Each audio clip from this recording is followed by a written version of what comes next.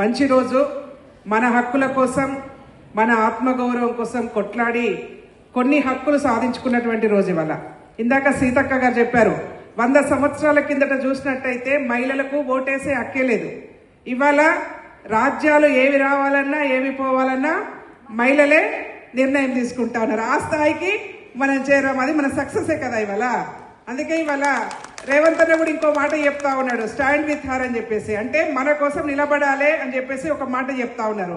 ఇవాళ రేవంత్ అన్న లాంటి వాళ్ళు ఈ రాష్ట్రంలో మన కోసం నిలబడ్డారు కాబట్టే ఫ్రీ బస్ వచ్చింది, మన కోసం నిలబడ్డారు కాబట్టే ఇవాళ రేషన్ కార్డు వచ్చింది, మన కోసం నిలబడ్డాడు కాబట్టి ఇందిరమ్మ ఇల్లు వచ్చింది, మన కోసం నిలబడ్డారు, మన కోసం ఆలోచన చేశారు, మా అక్క చెల్లెలు బాగుండాలన్నారు కాబట్టి ఇవాళ ఇందిరమ్మ చీరలను మనకు వస్తా ఉన్నాయి.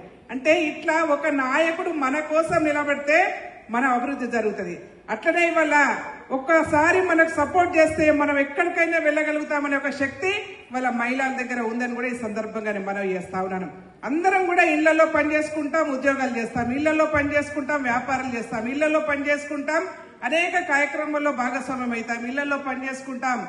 కఠినమైనటువంటి వ్యవసాయాన్ని కూడా సునాయాసకంగా మనం చేసుకోగలుగుతున్నామంటే మహిళలు ఎంత పవర్ఫుల్ మనం అర్థం చేసుకోవాలి. అంటే మనం లేకపోతే సమాజం లేదు, మనం లేకపోతే ఇందాక దివ్య మేడం చెప్పారు, మనం లేకపోతే ఈ ప్రపంచమే స్లీపింగ్ మోడ్లోకి వెళ్ళిపోతుంది, అయిపోతుంది, ఇంకేం ఉండదు. అందుకే మహిళనే ఈ సృష్టికి మూలం. మహిళను గౌరవించుకోవాలి. మహిళ ఇంకొక మాట కూడా, మనకు అంబేద్కర్ గారు చెప్తా ఉంటారు, మనకి ఎక్కడైతే అవమానం జరుగుతుందో, మనకి ఎక్కడైతే అవహేళన జరుగుతూ ఉంటుందో, మన ఆత్మగౌరవానికి దెబ్బ తగులుతూ ఉంటుందో, మనం కొట్లాడకపోతే కూడా మనం ఫెయిల్ అవుతాం. కాబట్టి ఎక్కడ అవమానం జరిగినా, ఎక్కడ మనకి ఇబ్బంది జరిగినా డెఫినెట్ గా నిలదీయాలి, కొట్లాడాలి, గట్టిగా నిలబడాలి అని కూడా ఈ సందర్భంగా నేను మనవి చేసుకుంటూ, ఎందుకంటే ఇంకా సెకండ్ గ్రేడ్ గానే చూస్తా ఉన్నారు కదా, 2వ తరగతి పౌరులుగా చూస్తా ఉన్నారు. మనం వాళ్ళతో పాటు సమానంగా రావాలని అనుకుంటే ఇంకా చాలా టైం పడుతుంది. ఆ టైం రావాలంటే మనం కొట్లాడుతూనే ఉండాలి, మహిళల హక్కుల కోసం కొట్లాడుతూనే ఉండాలి. ఈ రోజు కూడా చూస్తా ఉన్నాను, గ్రామాలలో అనేక మంది మహిళా సంఘం నాయకులు వచ్చారు. ఇక్కడ కార్పొరేషన్ కూడా మీకు అందరికీ ఒక మాట తెలవాలి. నాకు కూడా ఈ మధ్యనే తెలిసిందంటే, ఎవరైతే మహిళా సంఘం అధ్యక్షులు ఉన్నారో వాళ్ళందరూ కూడా మా కార్పొరేషన్ జనరల్ బాడీ మెంబర్స్.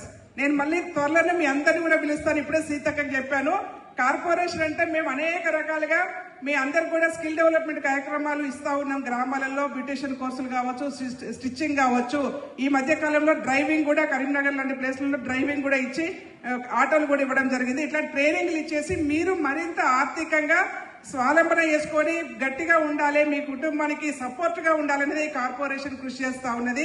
ఈ జనరల్ బాడీలో మహిళా సంఘం సమాఖ్య అధ్యక్షులు అందరూ కూడా జనరల్ బాడీ మెంబర్స్. త్వరలోనే మీ అందరినీ కూడా మరొకసారి పిలుస్తాను కూడా ఈ సందర్భంగా నేను మనవి చేసుకుంటూ, మహిళా సంఘం నాయకులు అంటే ఇందాక సీతక్క గారు చెప్పారు, జస్ట్ లైక్ మిలిటరీ సైనికులు అని చెప్పేసి. గ్రామాలలో ఎలాంటి చట్ట వ్యతిరేక కార్యక్రమాలు జరిగినా ఒక సైనికులాగా మనం నిలబడాలి.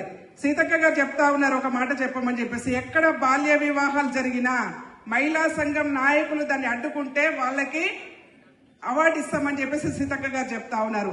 ఎక్కడ అవినీతి జరిగినా, ఎక్కడ అన్యాయం జరిగినా, ఎక్కడ మహిళల తరపున మీరు గొంతు వినిపించినా ప్రభుత్వం మిమ్మల్ని గుర్తిస్తుంది, గౌరవిస్తుంది, మీకు సన్మానం చేస్తుంది అని కూడా ఈ సందర్భంగా నేను మనవి చేసుకుంటూ, పోరాట స్ఫూర్తితో ఈ మహిళా దినోత్సవాన్ని మరొకసారి కొనసాగిద్దాం, మన హక్కుల కోసం మరింత ఉద్యమ స్ఫూర్తితో పనిచేద్దామని చెప్పేసి తెలియజేసుకుంటూ, మనందరికి కూడా ఒక స్ఫూర్తి సీతక్క గారు.